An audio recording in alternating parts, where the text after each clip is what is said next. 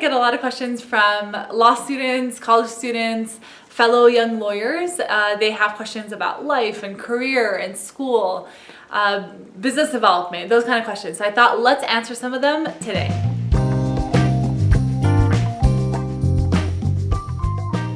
My goal is to answer any questions that you might have. So if you have any, reach out to me on Twitter, on Instagram, ask me your questions. I'll make note of it and I'll be sure to answer them in a future episode.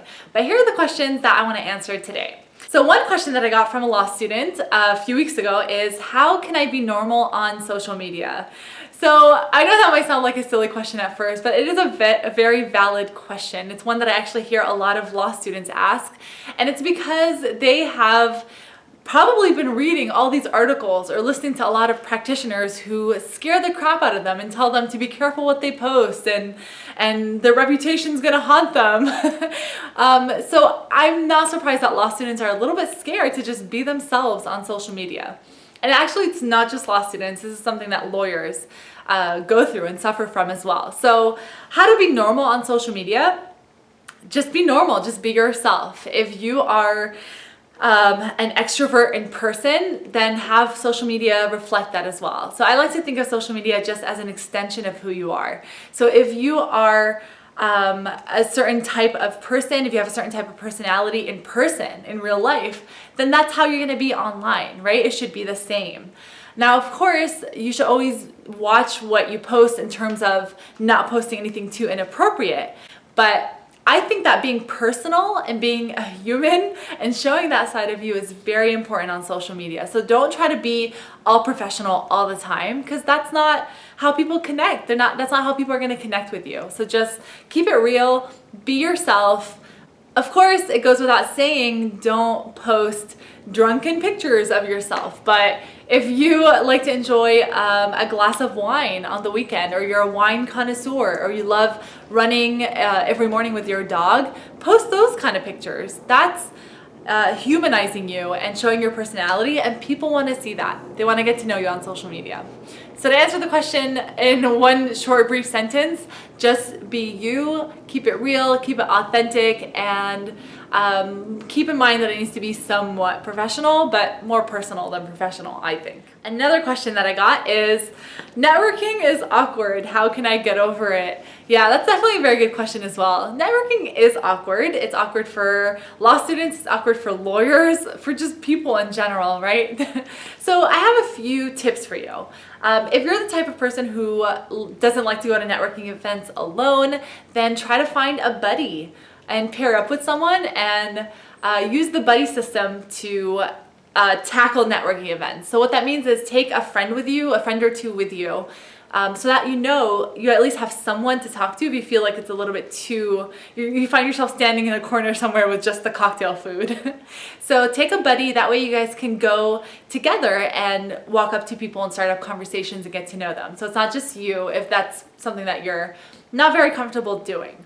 Another tip is actually to just remember, or just keep in mind, that everyone is feeling exactly how you're feeling. It's very rare to find someone who is completely comfortable at a networking event, because it's just that kind of scenario can be a little odd, right? You're all in a room, you're trying to get to know people, and yet you're trying to move from one person to another so you can get to know as many people as possible, although that's not necessarily the best way to do it anyways.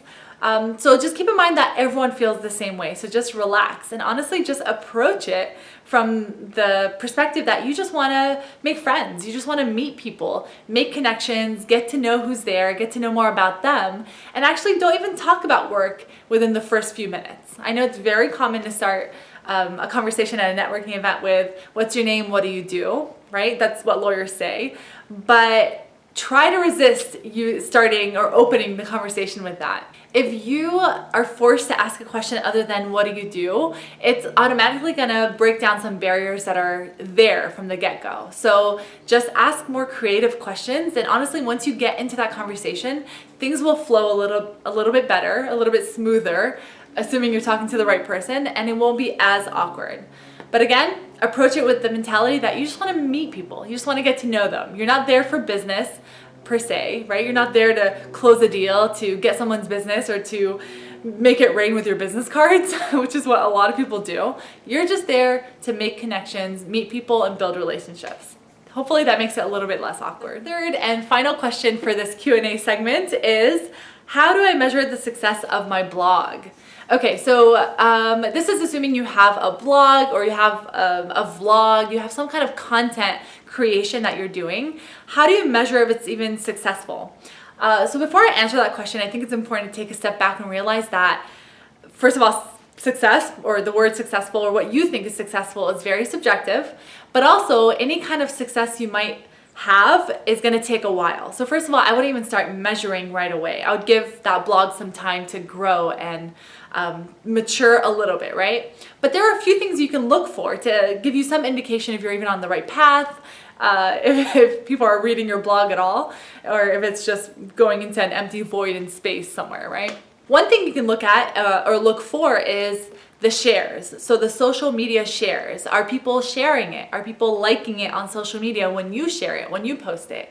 Are they commenting, right? Are people engaging with your content? Because that's usually a pretty good indicator that people are receptive. They're reading it, they're enjoying it, they're continuing the conversation with you. Another thing to look for if you're checking to see if your blog is successful is the website visitors. So how many people are coming to your blog or coming to your website and reading your blog, or at least clicking on the page where your blog is. That's usually a pretty good indicator that people are at least finding it and hopefully reading it and consuming it, right? So you can use Google Analytics, for example, to see what the website visitor numbers are looking like. If they are increasing from month to month, that's a pretty good indication that it's gaining in some popularity. Are you generating any leads from your blog? So are people calling you? So assuming this is a legal blog, somewhere on that blog you should have some kind of call to action asking them to reach out to you if they have any questions. So if people are actually reaching out to you and you're able to trace it back to that blog, I think that's probably the best indication of a successful blog, because the whole reason you would even engage in content marketing, content creation, like writing a blog, is to have people read it, benefit from it, and eventually reach out to you. If you're a lawyer, that comes in the form of hiring you as their attorney. So it's clients who are reading it. So can you tell how many people are reading your blog and reaching out?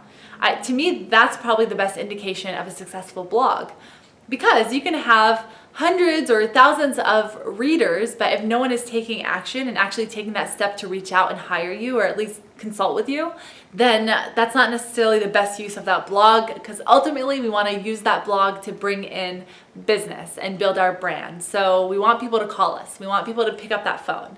So I think that's a pretty good indication of a successful blog, if people are calling you and reaching out. All right, so hopefully that's been helpful in answering some of your questions. I would love for you to submit any questions that you might have that you'd like for me to answer. You can either tweet them, and my handle is @Nicole Abboud, or you can send it in an Instagram story, personalized Instagram message.